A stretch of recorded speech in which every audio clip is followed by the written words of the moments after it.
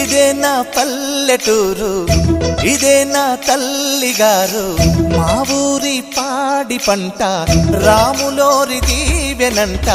తల్లి గోదావరి నీళ్ళు కడిగే సీతమ్మ పాదాలు, ఊరంతా హాయ్ హాయ్ హాయ్, మనసంతా హాయ్ హాయ్ హాయ్.